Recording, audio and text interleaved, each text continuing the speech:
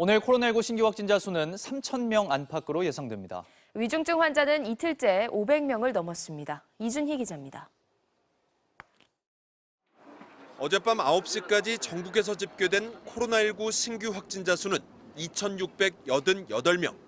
전날 같은 시간보다는 300명 정도 줄었지만 일주일 전과 비교하면 500명 이상 많습니다. 지역별로는 수도권 신규 확진 비율이 83%에 달했습니다. 이에 따라 오늘 0시 기준 신규 확진자 수는 3,000명 안팎을 기록할 전망입니다. 역대 최고치를 경신한 전날의 3,292명보다는 적지만 여전히 많은 수준입니다. 국가수리과학연구소는 지금 추세라면 다음 주 중반에는 신규 확진이 최대 3,700명, 다음 달 초에는 최대 4,800명을 넘어설 것으로 내다봤습니다. 재생산 지수를 1.15 정도 추정이 됩니다. 이것을 읽어냈을 때 그만큼 가파르게 늘어나고 있는 게 수치적으로 나온다는 이야기. 위중증 환자 수는 506명으로 어제까지 이틀째 500명을 넘어섰습니다. 전국의 중환자 병상 가동률은 63.8%. 이 가운데 서울은 이미 80.9%가 사용 중이고 남은 병상이 66개에 불과합니다. 정부는 상황이 엄중하긴 하지만 일상 회복을 멈추고 비상계획을 발동할 상황은 아직 아니라는 점을 거듭 분명히 했습니다. 유행이 수도권에 집중된 데다 위중증 환자도 60대 이상 고령층과 요양병원 등 취약시설을 중심으로 증가하고 있다는 겁니다. 병상이 조금 아슬아슬한 상황이긴 합니다. 비수도권 전체적으로 하면 아직 여유가 있습니다.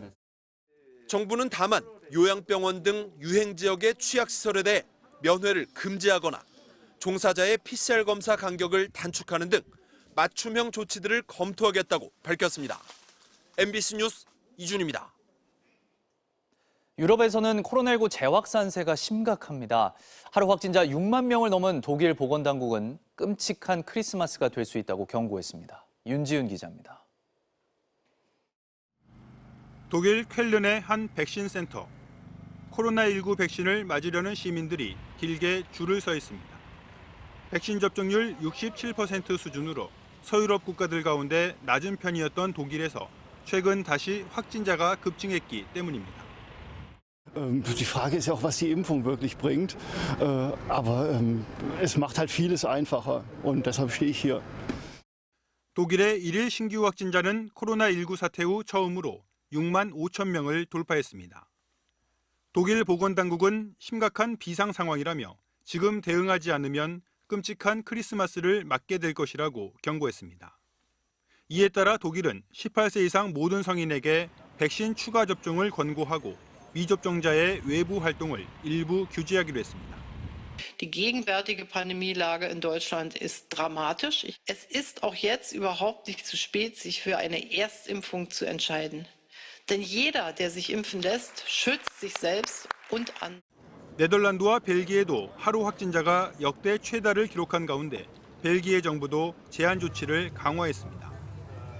20일부터 3주간 대부분의 민간 공공부문에 주 4일 재택근무가 의무화되고 실내 공공장소에서의 마스크 착용도 다시 의무화하기로 했습니다. 슬로바키아도 다음 주부터 음식점이나 쇼핑센터 등 공공장소에 대한 미접종자 출입을 제한하기로 했고 스웨덴은 다음 달부터 100명 이상 참석 실내 행사에 백신 접종 증명서를 도입할 계획입니다. MBC 뉴스 윤지윤입니다. 전 국민 재난지원금 지급을 제안했던 민주당 이재명 후보가 이 때문에 정쟁을 벌일 바엔 고집하지 않겠다는 입장을 밝혔습니다.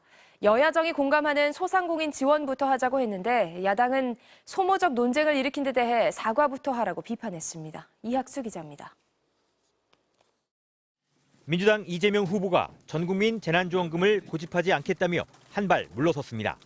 야당도 반대하고 정부도 난색을 보인 만큼 재난지원금을 두고 정쟁을 벌이기보다는 합의 가능한 방안들부터 시행하자는 겁니다. 선별 현금 지원이든 또는 손실 보상이든 어떤 형식이든 간에 신속하고 과감한 지원이 필요하다고 봅니다.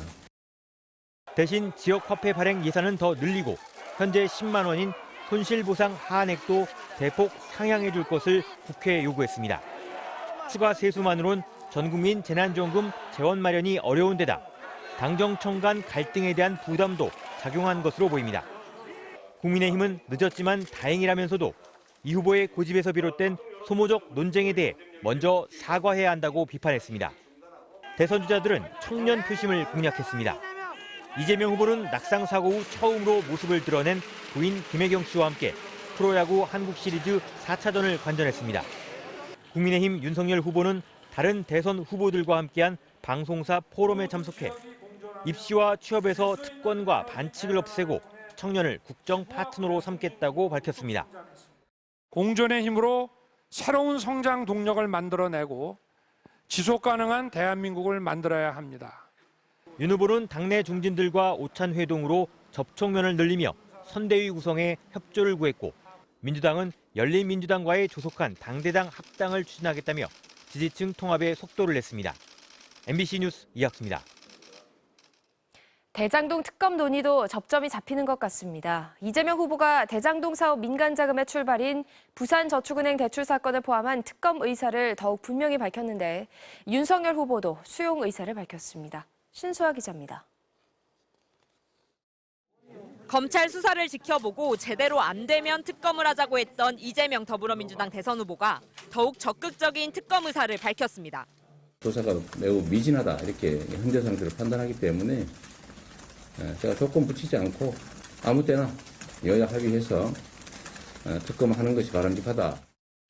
이 후보는 현재의 수사를 볼 때도 그렇고 또 자꾸 의심을 하니 깨끗하게 터는 차원에서라도 특검을 요구한다고 말했습니다. 다만 윤석열 후보의 부산저축은행 수사 무마 의혹과 국민의힘 인사들에 대한 수사도 반드시 포함돼야 한다고 재차 강조했습니다. 결과물을 부정하게 취득했던 국민의힘 관련자들 또는 국민의힘의 후보 책임을 반드시 물어야 된다. 당초 강하게 반발하던 국민의힘 윤석열 후보는 특검 취지에 맞지 않는 물귀신 작전이라면서도 부산저축은행 수사도 포함시킬 수 있다는 뜻을 내비쳤습니다.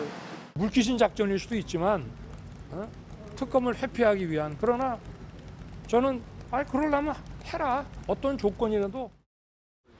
또 특검 없인 대선을 치르기 어려울 거라며 이재명 후보도 압박했습니다.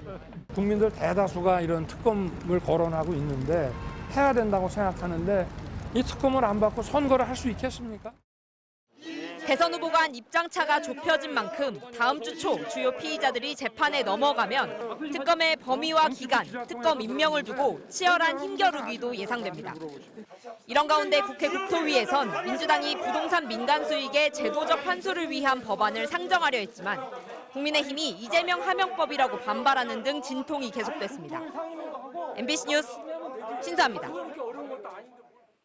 바이든 미국 대통령이 베이징 올림픽에 선수단은 보내되 공식 사절단은 파견하지 않는 것을 검토 중이라고 밝혔습니다.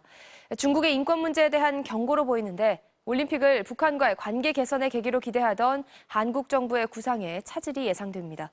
워싱턴 박성우 특파원입니다. 바이든 미국 대통령은 내년 2월 있을 베이징 동계올림픽에 외교적 보이콧을 검토하냐는 기자 질문에 그렇다고 답했습니다. Sir, do you support a diplomatic boycott of the Beijing Olympics? Something we're considering. 올림픽에서 외교적으로 보이콧, 즉 거부한다는 것은 선수단은 보내되 정부를 대표하는 공식 사절단을 개회식에 보내지 않는다는 뜻입니다. 미국 내에서는 그동안 인권운동가와 민주공화 양당의 일부 의원들이 중국의 인권 탄압에 항의하는 차원에서 베이징 올림픽 보이콧을 바이든 행정부에 압박해왔습니다. 미국 정부도 신장 지역에서 이슬람 소수민족에 대한 대량 학살이 자행됐다고 규탄해왔고 백악관은 이번 미중 정상회담에서 신장, 티벳, 홍콩에서의 인권 문제에 우려를 제기했다고 밝힌 바 있습니다.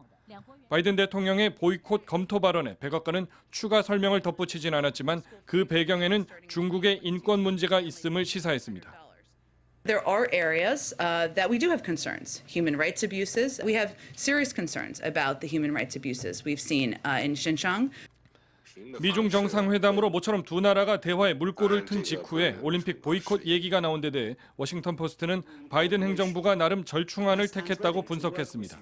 올림픽에 전면 불참해서 관계를 악화시키기보다 외교적 보이콧으로 중국 정부에 경고를 보냈다는 겁니다. 문재인 대통령은 지난 9월 왕이 중국 외교부장의 예방을 받은 자리에서 베이징 올림픽이 평창 올림픽에 이어 북한과의 관계를 개선하는 또 한 번의 전기가 되기를 바란다고 밝힌 바 있습니다. 따라서 미국의 보이콧 방침이 확정된다면 한국 정부 입장에선 베이징 올림픽을 종전선언이나 한반도 평화 진전의 계기로 삼으려는 구상을 발전시키기 어려워 보입니다. 워싱턴에서 MBC 뉴스 박성호입니다.